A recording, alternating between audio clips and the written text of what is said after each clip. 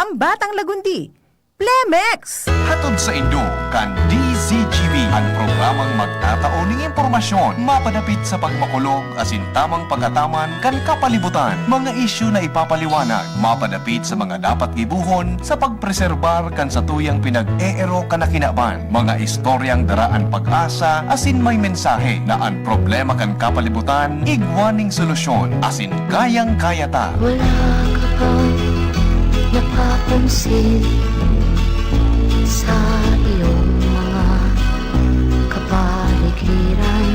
Boses kan kapalibutan. Boses kan kapalibutan. Ika, ako, asin kita gabos. Kaya niya to napakarahayon ang sa tuyang pinag-eerokan na luway-luway ng nadadanyaran. Kayang-kaya na ini kung kita sarabay na magtatarabangan sa paagi kan pagdango kan boses kan kapalibutan. Bakit di natin pag-isipan ang nangyayari sa ating Magdangog na sa tuya ini. Magpartisipar. Ang boses, mahalaga. Kapalibutan, padabaon ta. Boses kan kapalibutan. Kaiba kada Sabado. Si Mardela asin Father Momoy Brumeo. Digdi sa DZGB. Ang sa indong kadamay. Ang mga duming ating kinalat sa hangin, sa langit, huwag na nating paabutin.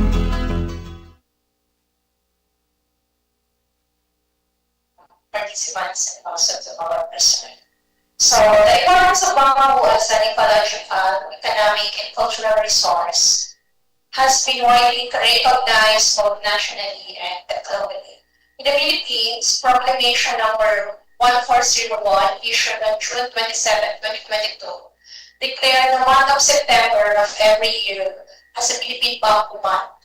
So, in line with this, the Sorsogon State University Castilla campus, through its Bangau Research Center, that actively joins the nationwide celebration in September 2025 by spearheading a two-day series of activities, a hybrid seminar and training on bamboo production and management, and the simultaneous bamboo planting across its foreign campuses that will be held tomorrow.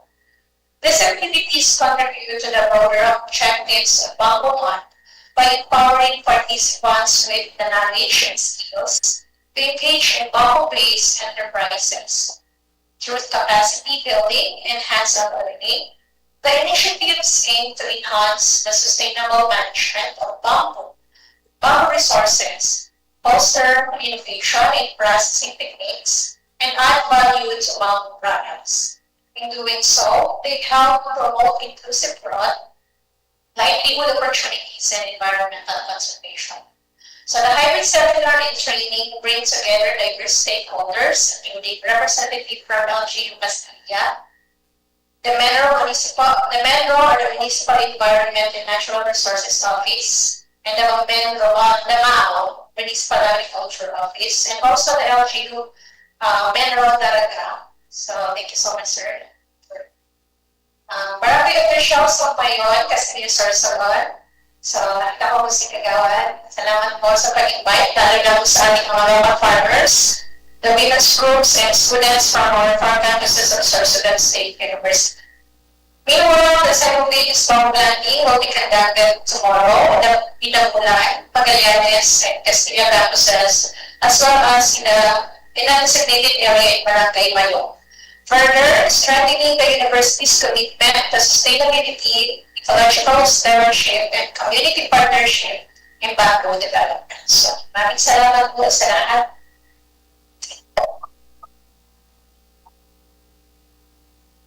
Thank you, Ma'am Charlie Lamilla, for setting the purpose of today's activity. So, ready na po ba tayo ulit sa series of talk about sa bamboo? Ready na ba? Okay, so to formally open the series of discussions, our first resource speaker will provide insights on the fundamental knowledge of bamboo and its significance as an important resource. Let us welcome Ma'am Angeline S. Carlos. Hello, mabuhay! So, maraming salamat, Ms. Joanne, of course, ating mga kasamahan din po ng mga faculties na kung saan po nag-facilitate po itong ating hybrid seminar on Ayan po. And also, thank you din po sa ating mga tagapagkinig. Online lang po ito, but dito po sa ating face-to-face po na seminar. And I hope po, since this is just a fundamental training, fundamental para po sa mga information about GOP. And I hope po, this very short, very short presentation, magkaroon po ng meaningful din po na appreciate sa lahat po ng ating participants online and dito po sa ating participants din po face-to-face. Ayan po, mabuhay! Ayan, sa isang makakaligtasang araw din po sa inyong lahat. So, since po mag-aabang po is, isa din po siya sa ating nagamit para sa mga makakaligtasang gawain para po makatulong sa pag-conserve and pag-protect ng ating nature. Ayan. So, ngayon po, ang naiatas po sa akin na i-present is all about po sa fundamentals on bamboo and its importance. I know all of you here ay pamilyar na po sa kung ano po yung bamboo. Pero, additional pa po na informations regarding pa po sa kanyang kalagahan at iba-iba pa po mga species. Ayan, so na economically important species na ginagamit po dito sa atin at common dito sa ating bansa sa Philippines. Ayan, so, ayan. Next po. Ayan, so, ang bamboo po, ito po ang isa sa uri ng grass family. Ano po, or tinatawag po, ang technical term niya po ay Bovaceae. So, katulad po ng mga grasses, ano po na nakikita po natin, pero eto po, kakaiba siya, ano po, unique siya kasi siya po yung may pinakamatangkad, fast-growing na renewable and widespread at low cost po na materials na kung saan po ay ginagamit po para sa environmental conservation and even po sa poverty alleviation. So, Kaya nga po kami dito sa ngayon, ang barangay po ito na kung saan itong Sorsogon State University ay nakatayo, dito po mayroon po silang mga bamboo resources na kung saan ginagawa po nila dito. Yan. So, kaya nakitulong din po sa mga kasamahan natin dito ng komunidad at mga stakeholders ang ating po bamboo as a source of their livelihood. Okay, next po. Ayan, so just to give you a few understanding about bamboo, So, sa buong mundo, ang bamboo po ay meron po 1,200 species to at least 80 genera. So, ganun po karami ang bamboo sa buong mundo. And in Southeast Asia, doon din po napapabilang ang region ng Philippines, is that we have 200 species to approximately 20 genera. And in the Philippines, in our home country, we have 62 bamboo species according po yun sa Forest Management Bureau, and 21 of them are endemic, and 11 of them are 11 of the present bamboo species are considered to have high economic value. So, ibig sabihin, sa 62 na po yun, nakakatulong po siya nakakatulong po siya sa pag-conserve sa ating environment. Pero meron na po tayong pinakaginagamit natin for our livelihood or ginagamit natin sa economic po natin or pang-araw-araw po natin. So, kung makikita po natin so every time nga po na lalabas tayo or pupunta tayo sa mga bulubulugan at ilan dyan po sa gilid po ng mga rivers, present ang bamboo because na po mabilis po siya at madami po talaga siyang species. Yan. Next po. And of course, ito po yung pinakamaganda sa bamboo. Kung i-compare po natin siya sa mga timber species natin na mga trees, or yung mga puno, ang bamboo po is mabilis po siya mag-propagate.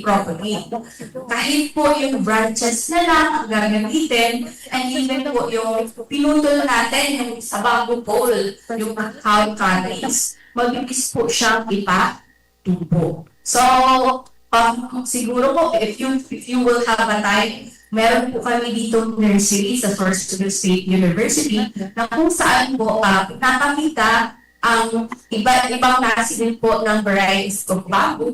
And of course, ang mga pinopagate na din po ng mga kasamahan natin dito na students. Ayan. And of course, ng mga stakeholders din po namin na kasama din po sa pag-conserve din po ng ating resources ng bamboo. And of course, may mataas po siya na adaptability. Ibig sabihin, may kakayahan po siya na starting from the sea level up to 1,800 meters above sea level. So, gaano ba taas ang Bulusan Volcano? It's 1,565 meters above sea level. Mas mataas pa sa Bulusan Volcano. Kaya niya mag-try. Ano po kataas ang pwede po siyang mabuhay. So, imagine nyo po if since na totoo lang, here, dito po sa atin, sa lugar natin sa Sorsogon, we have depleted resources na or kumukonti na yung ating resources pagdating sa bamboo. Pero consider nyo po kaya hindi po pala niya mabuhay sa sea level or sa kasing pantay lang ng dagat up to sa pinakamataas na bundok or 1,800 meters above sea level. And of course, it's a very good landscaping material. So, pwede po siya pang fence, sa ating mga sambahayan or even sa mga area po natin, if we have an area, pag may farm po tayo kahit mas maliit po na area. So, ganun po ang characteristics ng bamboo. So, that is why, isa po talaga ito sa gusto po natin na mas mapadami pa, maliban po sa nakakatulong siya sa environment.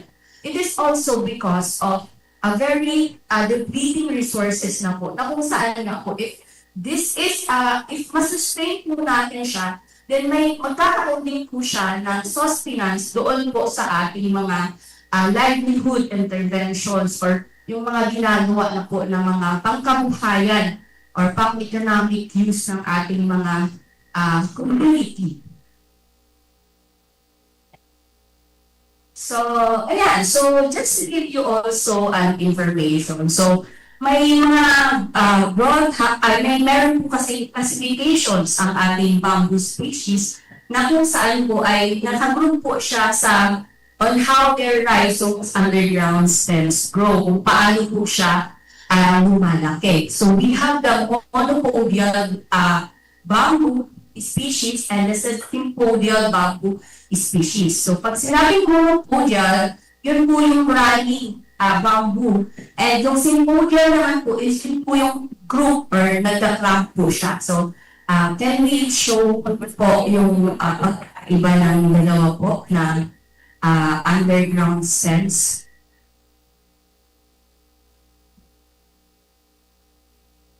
Ayan. So, ito po yung sa monopodial or running bamboo po. So, ito po yung kung saan yung kanyang rhizomes po ay hindi po siya nag-group. So, hiwa-hiwalay siya. And of course, yung shoots niya arises at intervals along the rhizomes, spreading outward and can become invasive because they spread rapidly. So, yun po yung difference niya. And usually, nakikita po ito sa mga temperate countries, katulad po sa China, sa Europe. Pero here in the Philippines, meron na din po tayo. Kaya lang po, as much as possible, ang ginagamit natin din dito na resources is yung mga endemic or native dito po mismo sa atin. Pero ito po, usually sa China, nakikita po siya.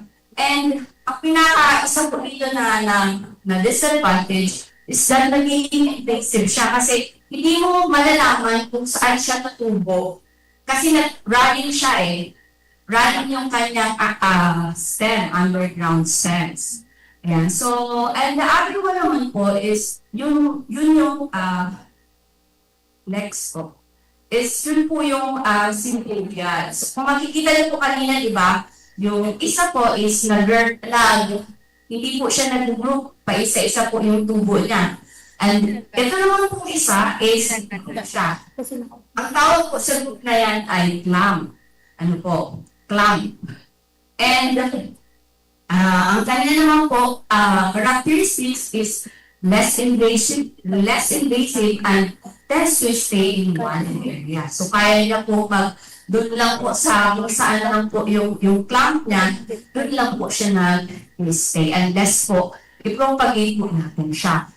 And ang example niya po na genus is the Bambusa, Dendrocalamus, and Regantocloa. So dito po sa Pilipinas, most of our species are clamping bamboo. And even sa Southeast Asia. So kung makikita niyo po, di ba, kahit po dito yung mga bamboo natin na dito po mismo sa area is nag-form into group po siya. Okay, so next. And yeah, just to give you, although ito po meron naman po tayong speaker para po mas magiging pa po ang understanding natin on the propagation methods since mamaya po i-teach naman po or i-facilitate naman po ito ng ating mga resource speakers. So ganito po yung itsura ng seeds ng bamboo at ganito naman po yung itsura niya pag pinatutunan natin siya or pinopagate. Ayan. So, ito po, yung paggalit po sa seeds, ang ating po pinopagate, ay ang tawag po doon ay reproductive methods. Kasi galing po siya sa seeds. And the other one, propagation methods na ginagamit po natin para maparami pa po natin at ma-reproduce natin ang bamboo, usually itong ginagamit na vegetative method. Which is, yun po yung gumagamit tayo nitong rhizomes, gumagamit po tayo ng culm, and of course the branches. Pero, ang kagandahan naman po kasi, ang difference ng dalawa yun po, pag reproductive methods siya, or gumamit tayo ng seeds as our propagation methods, is alam natin, to day 1 to hanggang kailan po ang age niya. So, may monitoring tayo.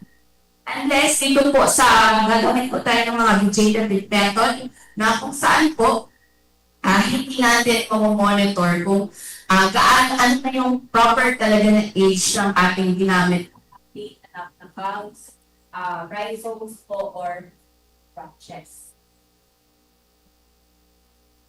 Okay, so yan po, kung makikita nyo po, parang sahak siya. So, sa rhizome, yung parang sahak, na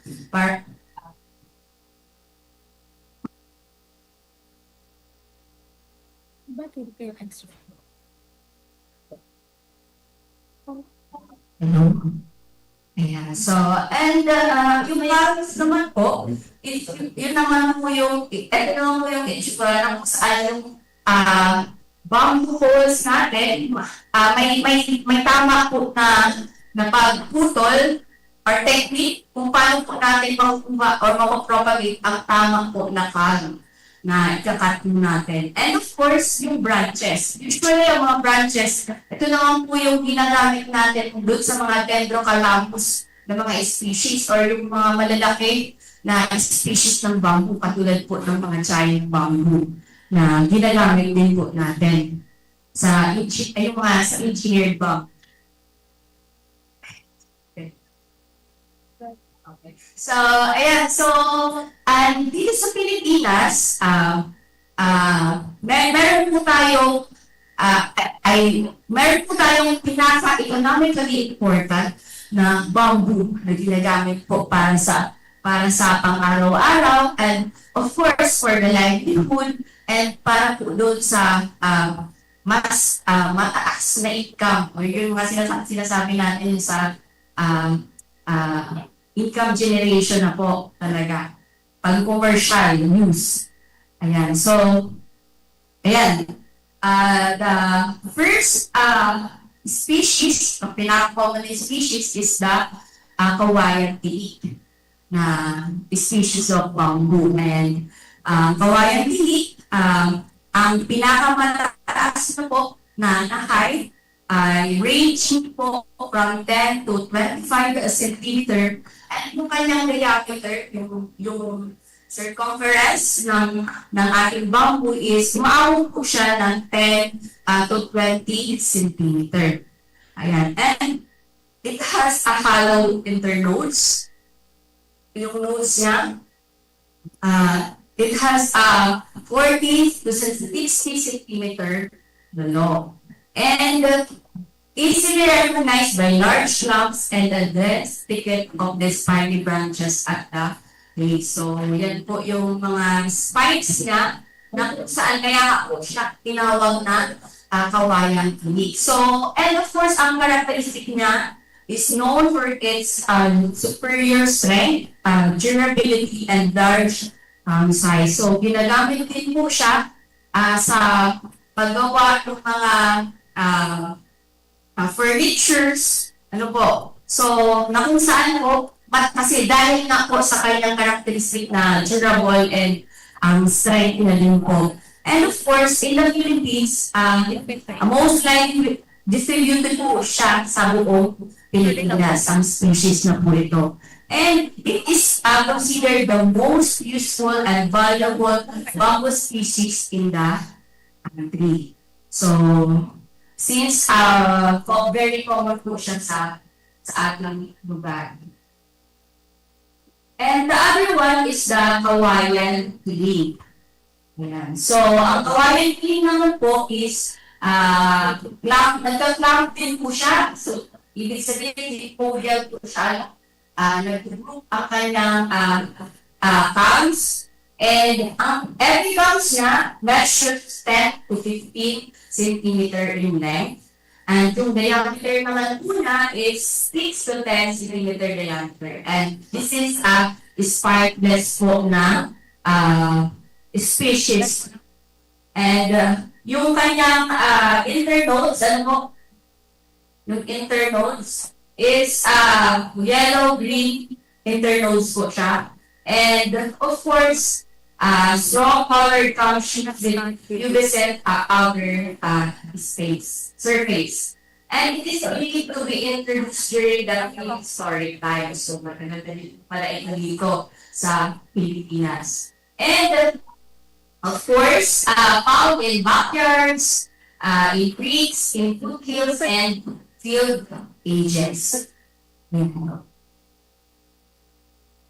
Ayan, so ito naman po yung itsura ng Dendrocalamus jasper or yung giant bamboo. Ayan, so ito po ay si dating PA Secretary, si Manny Penol. So sa Mindanao naman po, sila po yung mga nag-initiate ng mga program interventions patungkol po sa pagpapalawak sa kaalaman at of course sa practices din po ng sabak. Ayan, so, itong giant bamboo, ganun pala kalaki ang talaga ang giant bamboo at ganun siya katangkad. Umaabot siya ng 20 meters tall. Ganun kahaba yung kanyang characteristics.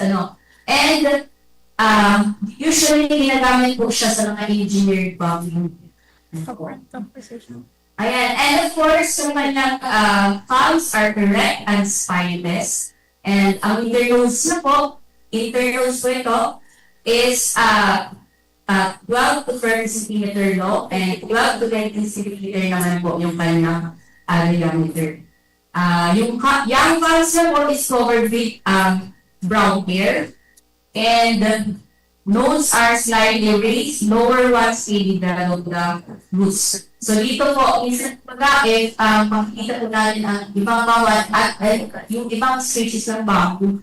Makikita po natin dito sa lower nodes niya na parang may nag-develop po na fungus. Nakakatulong din po yun pa sa pag-absorb din po ng other nutrients, water, para po sa growth and development din po ng ating fungus. And of course, usual po siya na ang distribution niya po sa Pilipinas, matatagpuan po siya sa Bignon, sa South Tabago.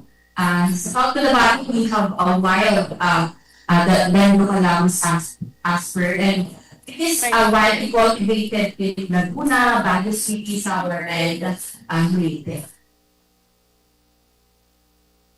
And the other one is the Bayog, or the Dendrocalamus nerf. So, of course, ang Bayog is slang forming again siya. So, sabihin, nag-group din po siya.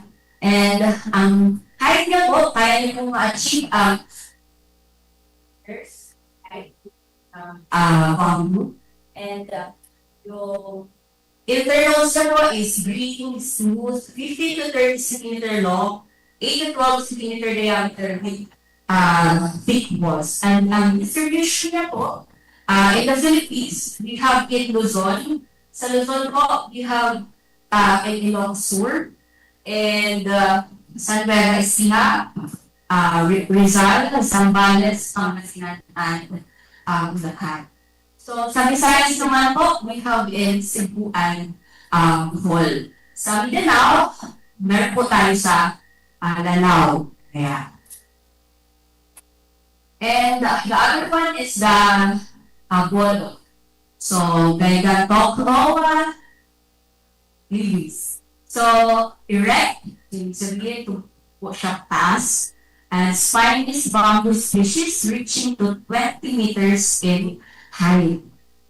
So, ang haba pala. And the internodes is 14 to 40 cm long, 8 to 10 cm diameter, and it has a hollow walls. So, pag hollow ang walls is, yun po yung parang manipis yung mapuproduce po natin na slats. Ano po? So, minsan po baga may, katulad na nasabi natin kanina, yung sa Dendrocalamus, sa Dendrocalamus asper, medyo yung kanyang slats, makikita po natin is medyo makapal. Pero ito po sa bolo is hindi po siya masyadong makapal. Ayan, so it is distributed in Laguna, Quezon, and Albay. Sa Visayas is in Iloilo, Leyte, Aklan, and Capiz. So Mindanao is present po siya sa Davao. And the other one is the Megaloploa outer or the Kayara. So, ang class niya po is dead-free tufted, and parang nag-elite and with aerial roots at the lower portion and raised above ground. And yung sheets niya is slender green to dark green with breast black hairs. And of course, yung old plants niya, yung columns reach up to 22 meter in height and 6 to 10 centimeter in diameter. And of course, kung makikita po natin dito, ito po mga kulay brown. Dito po na parang naka-attach sa nodes ng bamboo. Ang tawag po dyan ay sheets. Ano po? So, yun po yung nagpo-protect sa internodes ng ating bamboo. So, and kung makikita din po natin, it has some dark hairs and long persistent narrowly triangular with truncate apex and rounded with auricles rounded or slight curved with 4-6 mm long bristles and blades, deciduous and reflex. So it is distributed in Davao, Surigao, Quezon, Samar, and Leyte. And we have this, that is Schizostatium lumampa or lubuho ng bamboo. So ang buho naman po ng bamboo is bamboo species with strictly erect palms. Ano po? So talagang patayo. And of course, height is 10 to 12 meters and the interior is green, 20 to 50 centimeter long, 46 yung kanyang length, and 46 centimeter diameter with thin walls. And yung cup sheets na po is persistent, shiny, and glabrous. So, yung cup sheets na to parang makinang. And distribution na po is located, meron po tayo sa Laguna, Batangas, Mindoro, Palawan, Panay, and Leyte, and of course, sa Basilan. So, this one, itong species na to is endemic in the Philippines. Ibig sabihin, endemic na buhay lamang po dito sa Pilipinas. And the other one is the Arus, or Schistostrapium lima. So, yung kaya mong ma-reach na height is 6 to 8 centimeter. And yung internodes niya is 12 to 16 centimeter long, and yung diameter is 2 to 4 centimeter yung diameter. So, medyo, ito yung mga bamboo na medyo maliliit.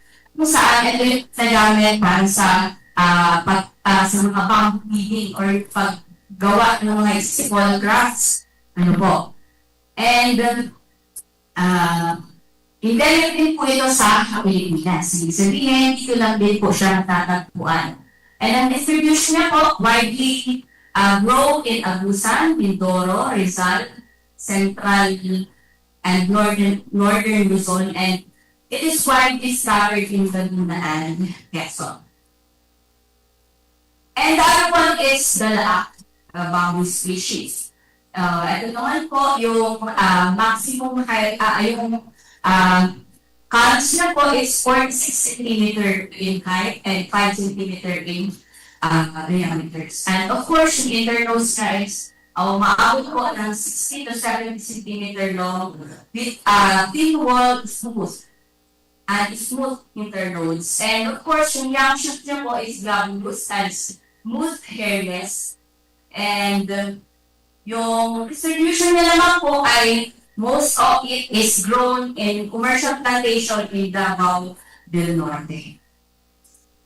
Okay, so why do we need to know the species of bamboo? Because doon din po magsisimula yung pagpaplano natin. Ano po yung purpose natin sa bamboo? Or ano po yung gagamitan natin? Is it in sheared bamboo? Is it in small crafts? Or mga pag-weave?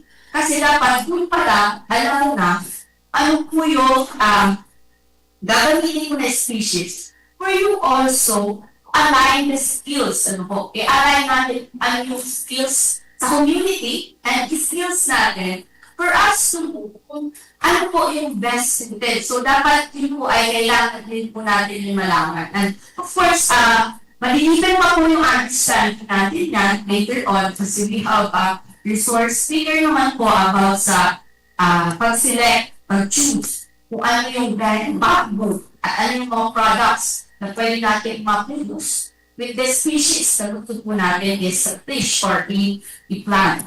So that is why it is for us to know, ayan, it is very good to start with the species, with the selection species for us to have alignment din po sa mga skills na naandito sa lugar. Yeah. So, hindi tayo magtatanim na hindi naman pala kayang maisagawa ng ating community. So, halimbawa, dito sa ngayon, sa Castilla, ngayon Castilla source code, most of our species are species na ginagamit for weaving. And there are areas po, like, punta tayo sa Naga, di ba sa Bato Camari Resort, they are using Hawaiian pili, na species, kasi they are using it sa pag-craft at paggawa ng yung sofa na bamboo sofa and bamboo tables. And depende din po yun sa magagamitan natin. So that is why, species na lang dapat alam na natin kung ano yung paggagamitan natin and what is our purpose. Ayan. So the next, for us also, basic understanding on the factors affecting the growth of the bamboos is we have 3 considerations. we have the climate, the soil, and the elevation. So, ito po ang mga basic growth factors na nakaka-apekto po sa paglaki at pag-develop ng ating bamboos. Ayan, so we have a minimum requirements na kung saan po mas mag-grow ang ating bamboos when it comes to climate, to the soil, and its elevation. So, although kanina nabanggit natin kanina po na ang elevation ng bamboo, it can grow up starting from sea level up to 1,800 meters above sea level. However, it has recommended din po na kung saan best siya mag-grow or yung ma-achieve na po talaga yung pinaka-full potential ng ating grow na species ng bamboo. Ayan, let's start with the climate. So we have the factors affecting the bamboo on the climate. First is the temperature, and the second one is rainfall. And yung temperature po is, ang bamboo po can grow in wide range of temperature of starting from 8.8 to 36 degrees Celsius. So very, dito po sa Pilipinas, talagang kaya niya po mag-try kasi patungkol po tayo po sa range po ng best temperature na kung saan po pwede po mag-grow ang ating po bamboo. And of course, yung giant bamboo, kaya nga po kanina, di ba, sabi ang examples po doon, usually po siya na grow, meron po siya sa Baguio City, commercially propagated, and we have yung giant bamboo po, and also sa Mindanao, because it requires giant bamboo at lower temperature. So, kaya na ito mabuhay at lower temperature. And yung rainfall naman po na factors na nakaka-affect po sa growth of the bamboo is that ito po yung mga pinakakailangan nyo po, most especially yung habang sa seedlings or yung parang kaka-start mo pa lang yan, establish ko pa lang sa nursery. So, very important po yung rainfall. Kasi kailangan niya po na makapag-develop ng roots bago po siya maitanim sa area. And of course, ito po yung best range na saan pwede po mag-grow ang ating pong bamboo. Starting from 1,170 to 4,000 mn per annum. And however naman, kaya naman po mag-grow in drier condition, pero of course, slower din po yung kanyang growth and development. And the other consideration is the soil. So it can grow best in well-drained sandy loam soils. So that's why if kung mag-establish po tayo sa ating area, kailangan din po natin i-consider or scientifically malaman po natin kung anong klase ng lupa meron po tayo when it comes to the soil pH. Kasi nag-require po siya of at least 5 to 6.5 pH, soil pH, and best, yun po yung pinaka-best for the bamboo. And yung saline soils naman po, not good for growth and development. O ito pa, yung buhay sa sila, So, and of course, sa elevation naman po, yung mga genera na bambusa, Esquezostachium, and Dendrocalamus can grow in the lowlands, sa mga patag na lugar. However, yung fine stacks naman po can grow at altitude of 1,500 meters above sea level. Pero yung giant bamboo po, grows best between 400 to 500 meters above sea level. Ayan, so now, let's move on kung ano naman po yung halaga ng bamboo sa ating environment, sa ating economy, and sa ating kultura. So this picture po pala, ito was taken sa nakuha ko po yan sa DOST-FERBI and sa DNR-BID. Ayan. So, sa ecological importance, ang kahalagahan ng bamboo is nakakatulong po siya sa pag-sequester ng carbon. So, imagine nyo po to. Sabi po sa studies, ang bamboo can sequester more than 5 tons of carbon dioxide per hectare annually. So, ibig sabihin, pamilyar po kayo sa global warming, di ba?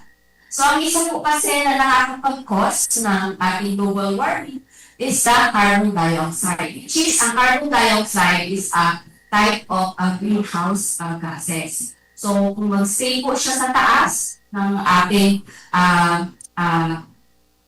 atmosphere at hindi po siya ibabalik or masisipsip ng ating mga plants, is ito nagpo-cause on why we have heating environment or yung init ang ating mundo. So, ganun po talaga, since nasabi natin kanina that bamboo is fast growing, mabilis lumaki, kumpara sa ibang puno, so napakahalaga nito sa ecosystem natin or sa ecology natin as a whole. Sa ecosystem as a whole, para po ma-prevent ang pag-init ng ating mundo. So imagine niyo isang bamboo kaya, di ba, sabi natin kanina nagkaktamp siya into two. Kung isang bamboo in just a year, kaya na po niya mag-produce ng almost mahigit 20 na species na pieces or cones of bamboo or poles. So kaya niya po produce ng karami in just one rhizomes or one cones or one seeds of bamboo ang ating grow. So, ganun kahalaga siya sa pagsipsip para po pagsipsip ng mga greenhouse gases katulad po ng carbon dioxide. And the other one is the soil and water conservation. So, nakakatulong po siya sa ating environment sa pamamaraan po na ma-prevent. Usually siya ginagamit para ma-prevent yung mga landslide and ma-conserve yung ating water. So, considering po with our ecological, yung itsura na ating environment as of today, na kung saan po may mga rampant illegal loggings, kasi nga, of course, lands, sinatamit naman po talaga natin for our construction as construction materials, diba? However, yun nga po, hindi nagkakaroon ng equal na equalize. And so that is why nakakatulong po siya yung bamboo para po yung mga malag or yung mga lugar saan nakakatulong ay pwede po itong makatulong para sa pag-conserve ng water and even yung ating soil. And of course, the third one is the biodiversity support. So, of course, syempre kung kalbo sa lugar, magkakaroon ng habitat destruction. Na kung saan yung habitats na yan or yung lugar na yan, nakakago na yan, ayun po yung mga tinirahan ng ating mga living organisms, katulad po ng mga hayop, mga ibon, or iba pa po, and dinosaur organisms, doon po sila tumitira. So, nakakatulong po siya sa biodiversity support para po mas magkaroon po ng habitat restoration or mag-store yung lugar para po magkaroon ng tirahan ng ating mga living organisms that also, yung mga living organisms na yun is also helping us, mas especially sa Ang mga baretang ini, hatod sa Indo kan mga binasunod. Plemex. Pag may ubo o hika, Plemex agad. Basta lagundi, Plemex. Artisan Joint Supplement. Bumabagal ang galaw dahil sa joint pain at arthritis. Mag-Artisan. Plemex for kids. Mommies, agapan agad ang ubo at plemang nakabara. Pambatang lagundi, Plemex. Liver Aid Silimarine Capsule. Ang good drinks at good food, perfect combo. Isama pa ang Liver Aid. It's liver lover, boys! Mega One. Ang Mega One ay may 21 sangkap para matulungan ka sa iba't ibang karamdaman tulad ng diabetes, high blood, stroke, arthritis, kidney failure, cancer, viruses, at iba pa. Tumawag kay Doc Joey Bitito sa 0998-975-8121 or 0917-853-8933. An oras hatod sa Indokang Liver Aid Silimarine Capsule. Ang good drinks at good food, perfect combo. Isama pa ang Liver Aid. It's liver lover, boys! Plemex for kids. Mommies, agapan agad ang ubo at plemang nakabara. Pambatang lagundi.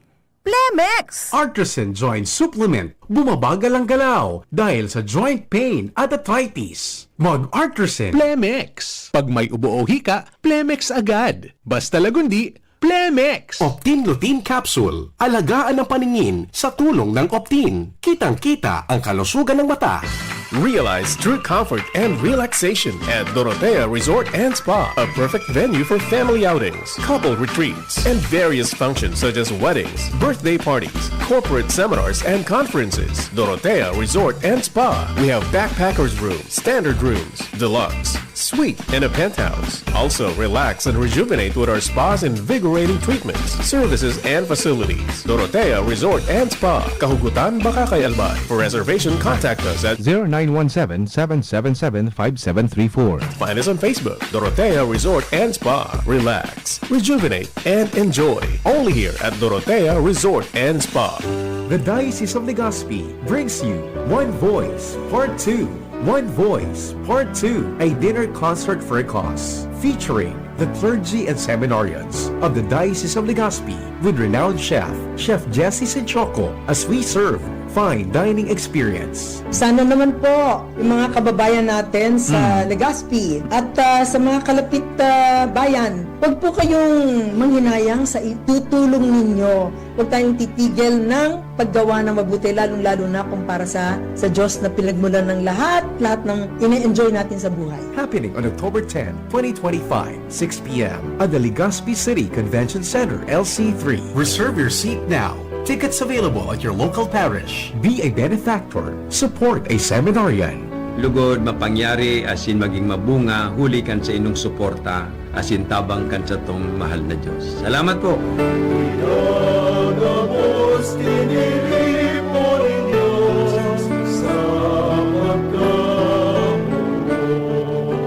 Alam niyo bang bawal ang pagsiga o pagkaingin sa ilalim o malapit sa mga linya o tore ng kuryente? Maaaring maging sanhi ng pagkasira ng mga poste at pagkaantala sa daloy ng kuryente ang usok na nagmumula rito. Makipagtulungan upang mapanatiling tuloy-tuloy ang daloy ng kuryente sa inyong lugar. I-report ang mga insidente ng pagkakaingin sa 0917-847-6427.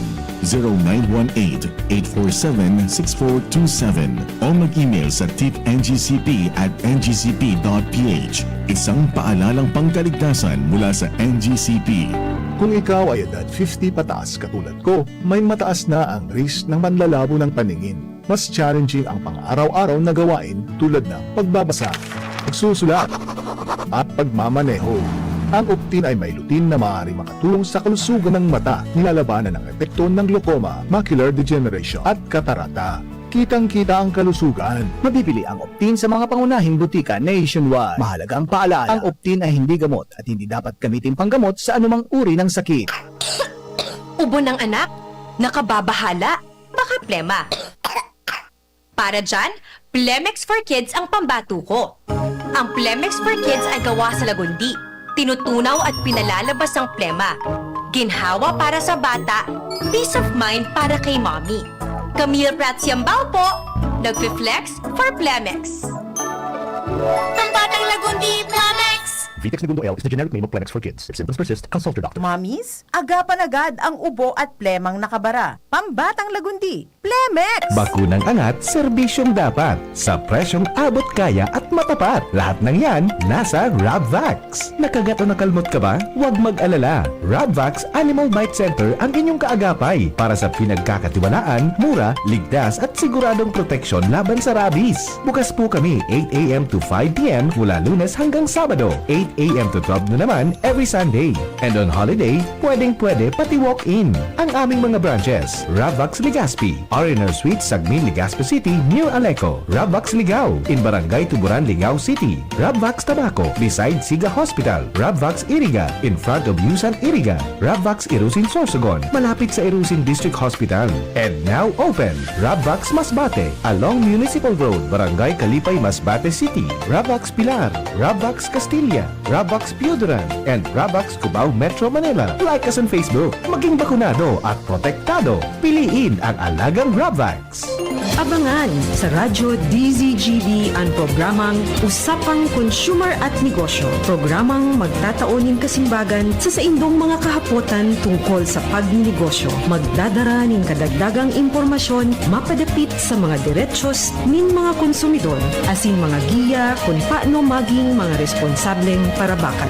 Usapang Consumer at Negosyo. Mataon pagnigbig sa mga matrayumpong negosyante asin sa mga establishmento de negosyo na may marhaying na kontribusyon sa komunidad. Usapang Consumer at Negosyo. Madadangog na kada primero Biyernes kan bulan, alas 11 sagkod alas 12 ni Nodo. Ihahatod sa Indo kan Department of Trade and Industry Regional Office 5. Usapang Consumer at Negosyo. Abangan!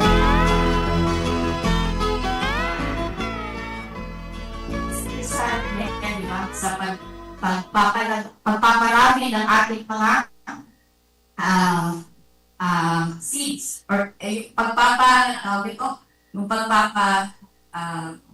paglilipat o pagka-transfer ng ating mga seeds. And of course, the windbreaker. So, dahil sinabi natin kanina, so di ba, nag-symbolize ang bamboo ng resilience.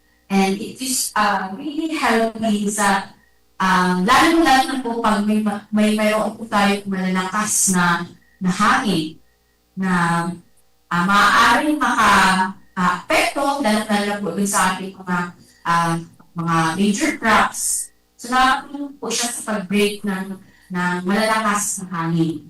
And of course, it is a renewable resource. So although i-harvest natin siya, pero it is considered as renewable resource since po mabilis po siya dumami, mabilis po siya lumaki.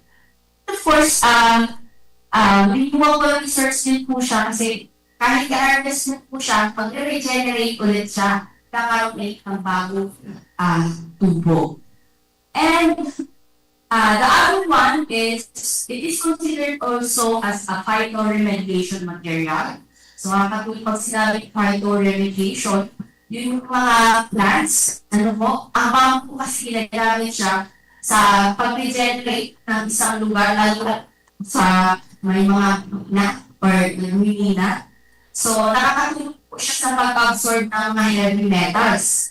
So, yung mga heavy metals na yun ay napupunta po as biomass ng ating bamboo. So, nakakatulong po siya sa pag-absorb. So, kaya siya tinatawag na phytoremediation material. So, usually, ginagamit po siya sa pag-restore ng mga binibinahan ng lugar. So, ganun ka-importante ang bamboo natin. And the other one is like economic importance, although later on, it will be discussed further by our resource speaker, si Ma'am Mario Galnonia. Pero, I will be just giving you a very short understanding. Ayan, so, of course, economic importance, talagang evident naman po siya dito. Even here in Castillas, Sorsogon, and in sa buong Bicol, evident naman po talaga na talagang nakakatulong po siya sa pangkabuhayan, sa pag-generate ng income, lalong-lalong na doon sa mga community po natin na talagang present ang resources sa mga rin. Ayan, so even sa Bicol po, we have the bamboo setum sa Ligaw Albay na kung saan nag-create din po siya ng income. And it is nature-based solution. Yun yung tinatawag natin dito. Even kami po dito sa Sorsogon State University, talagang nag-promote tayo ng nature-based na solusyon kung saan you are balancing the social, the environment, and the economics. Na kung saan, mas better po yun. Ano po, para mas ma-conserve, ma-protect, and of course, yung welfare ng ating mga community. So, this one is a good example of an economic opportunities, ano, sa Bamboo Seto. And we have a bamboo sanctuary naman po sa Baguio City. So, yun naman po ay natulad po nito na kung saan po, nagkakaroon po sila din ng mga ikahan. Of course, yung mga tao na nag-create din po siya ng job, ano, kasi yung mga tao na sila yung mag-tour doon sa mga spot na yun, is sila po yung nakakatulong din po doon nakakatulong po yung tawag nito, nakakatulong po sila sa na magkaroon po ng information ng tao na pupunta po doon, as well as nababayaran sila in return. So, income generation. And of course, it is widely used for construction materials. And like, let's say for example, ito po sa Bali, Indonesia. So, they have a bamboo carpet. Talaga, it is used din po talaga ang bamboo. And dahil na po sa durability and strength na po.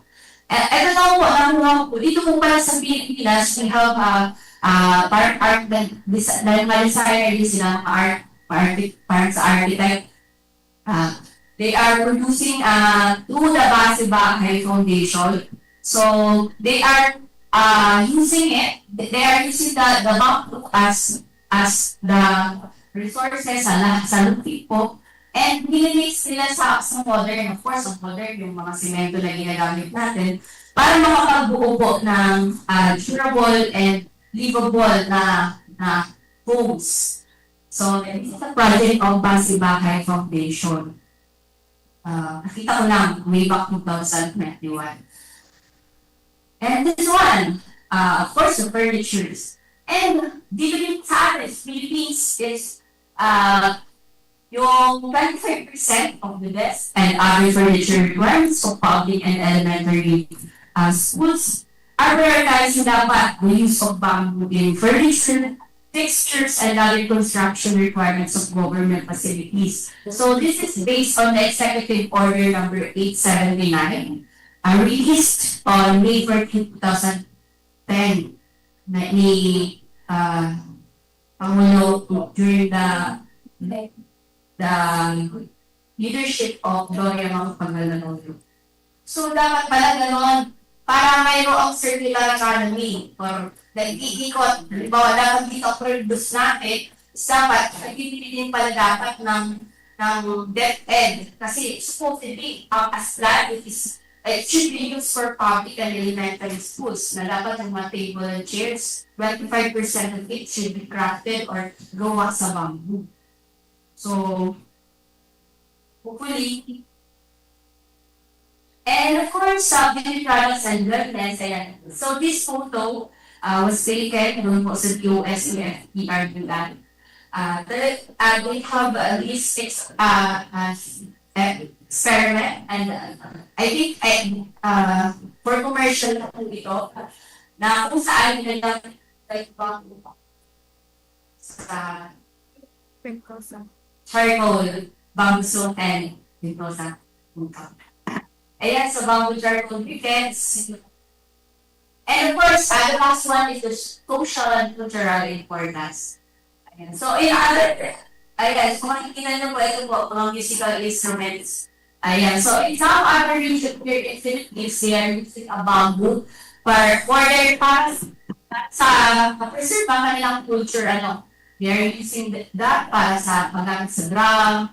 If they have festivals, they are using mga musical instruments na sabi ko. So they are using that para mas ma-promote ang bamboo sa kanilang probinsya. Sample po dyan is yung sa Iloilo. And yan po, so first, the bamboo huts, ito yung mga basic. Ginagamit na, ganun talaga yung bamboo sa ating pamamayan everyday. Yan, so yung bamboo organ. Ito yung bamboo organ sa Las Piñas. And so they are Hanggang ngayon, present pa rin po siya. So, this one lang po si ma'am na taga DOSCFP-RBI. So, tinurek po tayo dyan sa kanilang facilities. Sa patented nila, so, may gumawa talaga ay pinatent yung kanilang produkto na mga musical instruments para lang din po sa ownership ng nakabuo or nakapagawa ng produkto.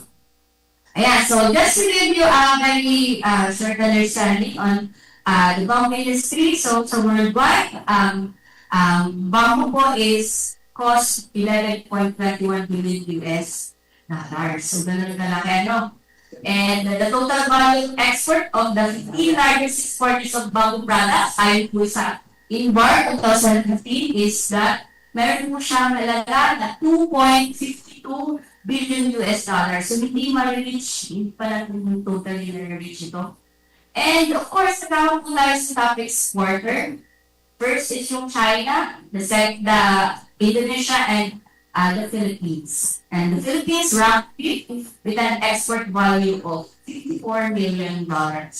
So, ganun kalaki ang industriya. So, lalong-lalo, mas palalagin pa po natin at mas mapapakinabangan palalo ang ating mga produkto at ma-enhance pa po natin yung ating kalidad ng produkto na meron po tayo dito sa ating lugar.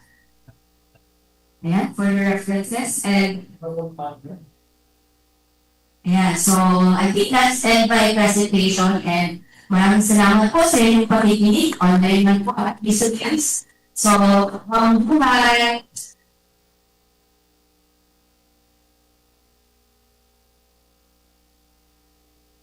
Thank you so much, Ma'am Angeline Estaros, for deepening our appreciation of bamboo as a valuable natural resources. Now, moving along, our next speaker will share about bamboo products and their potential to support livelihood and industries. Let us now welcome Engineer Oscar Peter D. Pascual.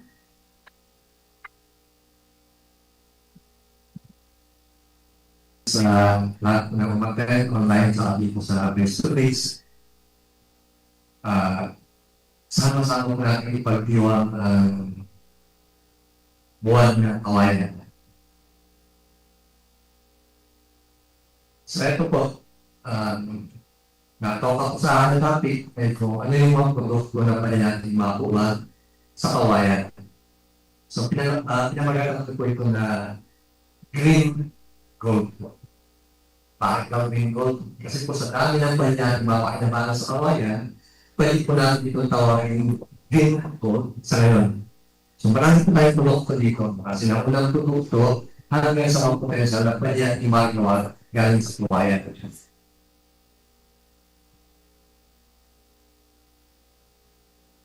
So, dito po, ano yung mga produkto na pwede makuha sa kawayan? So ito po yung gusto ko sana na sagutin, na sana po may makuha tayo na kahit konti. Gusto ko ipakita dito, ano yung iba't-ibang produkto, yung iba't-ibang pakailangan na pwede makuha sa kawayan.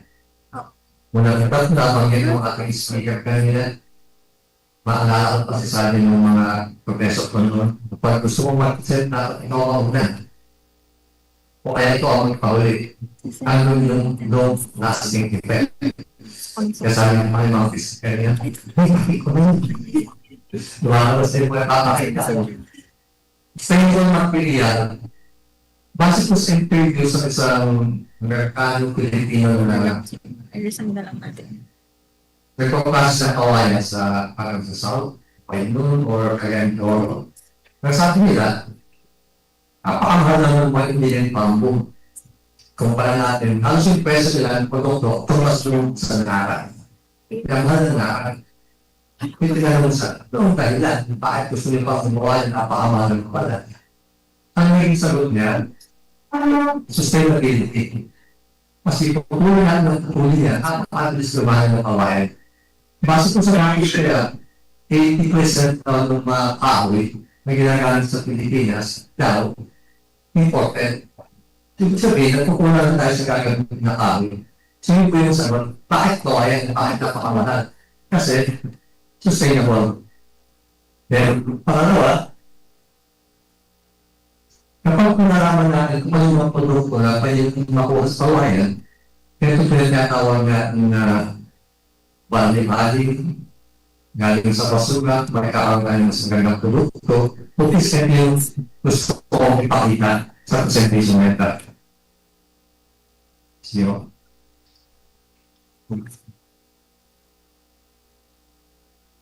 So, eto po mas sa pag-aaral ko ng Forest Products Research and Development Institute ng USC, ang kawayan, kung kumpara natin sa ibang hardwood, ito po yung advantage niya. Yung po kawayan niya, parang ni Magnolia, yung nasa gilid. Pero ko kanina, nakikita ko yung kawayan yung saan galing yung picture.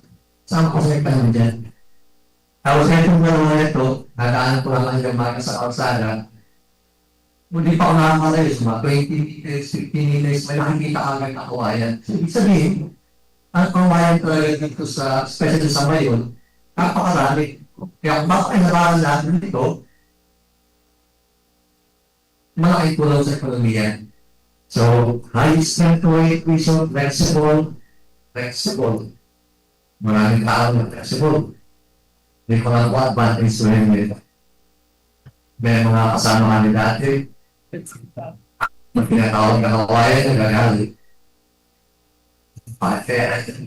Kung saan daw hangin, kung saan daw nakumulog, ano yung leksyon nila. Kawayan ka pala. Pero dito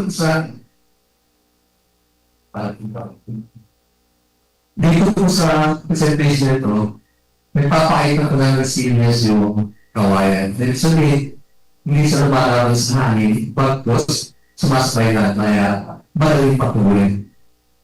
So, ano pinagalaman natin dito? So, kawayan tinig, giant bomba, bambo yung galing ng China. Bakit po sa datos, may halusan, hindi po mahigit na species ng kawayan sa Pilipinas. Maliban pa sa mga galing China, katulad ng giant bamboo. So, bamboo, as raw material, napakarami po pwedeng paggamitan. Sa inyo, alin. Ito po yung nakamit kanina. Kung nasa gilid, actually marami pong gumagawa yan. Nakita ko po yung pre-distribute po sa mga parang bugal, mga pahay. Nag-deliver po dito sa Sorsogon, Bicol Region, sa Luzon. Actually, yan naman sa gubat. May paalam ako pa yung picture niya. Sabi ko, kailan mas maganda. So yun po yun, Sanchez, Pamela. Gusto nyo po magpaligan? Yun po. Kaya ako yung nakausap. Tapos ito po, what? Alam ko nasa yan. Paglabas mo ng gate natin dito, naging po kayo sa kanan, makikita nyo yung mga dalawang palapag na bahay gawa sa kawayan. At ito po, hindi ko lang po ano yan, nakita ko na sa patit bahay ko. Kung naman yan naman, kung naman yan aso. Hindi sa mga dito, yung kawayan, napakarami kong pagkagamitan. Bakit mo na po sa pinakasimpleng bagay, hanggang sa modernong struktura. Kaya yung tinatawag natin na inhale, bullshit, sabihin, lumaas na sa proseso, pinag-inhale, nilaminate, nilihan, para maging suitable na flow and wall patterns. Yung ating structural elements naman, nag-agay mo ng treatment kaya kung isang buwan, tatlong buwan, para mo pagpili yung katalian. Next to so, ang nakahanap ko sa iba't ibang category. Ito po yung traditional, hindi ko alam kung traditional, pero magaling kasi nakikita ko yan doon sa ating bahay mo, nahalap. Nakita ko kayong bagan, nito lang ko doon, hindi ako magpaalam. Tapos yun, nung napunta ako sa SNL, nakita ko kawain niya yung pamay ng manikin. Nito lang ko doon, bumagin na ng meeting pala as furniture. Ngayon, kung paano natin ito yung traditional, ito yung moderno. Tumalos din natin makakita di natin mga isip na kawayan pala yun. So these are mga kumparas na pag-constitutory model as compared to our traditional uses. So from this, naging nga yung kamayang manikin na wala yung picture na advertisement, tapos nandito po yung buka. As we can see here, with our konting imagination, konting proseso, yung pamaya, malaking pag-agamitan. Mas matiwari ko lang tayo, furniture and home record. May pinakita pa sa mga kanina, yung mga sabit-sabit sa bahay, paano sa video, ilalagyan ng ilaw, those are also additional uses of bamboo. Next one. Yung taga, ito yung night view ng taga-bayon. Hinahanap ko kung nasa museum ng Amerika, 1970 yata, may ligo na doon. Ang tawag nila, ligo, hindi nila ako. So, ibig sabihin, ganun kaaga, ano nasa buong mundo mas kilala nila aking pagdaligo dito. And ano ito barangay Pilas natin, may festival po dito at Tokyo. Umikado po kayo ng kagawang. Ganito po yun. Kahapon na pinicturan. Tapos, kaya naman ito yan.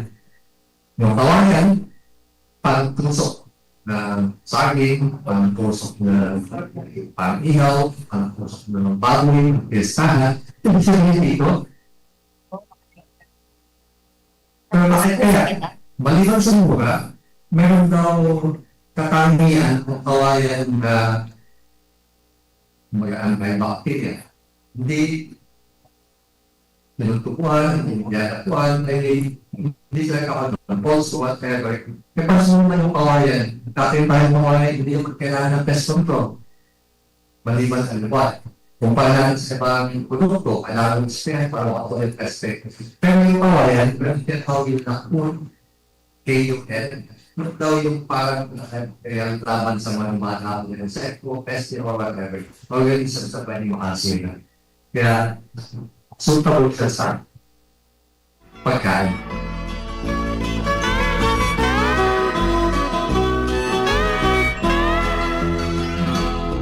Sa indung nadangog ang programa Boses kan Kapalibutan. Abangan giraray sa masunod na Sabado. Digdi sa DZGB. Salamat kan sa indung pagantabay. At ngayon, ang pinakabago, ang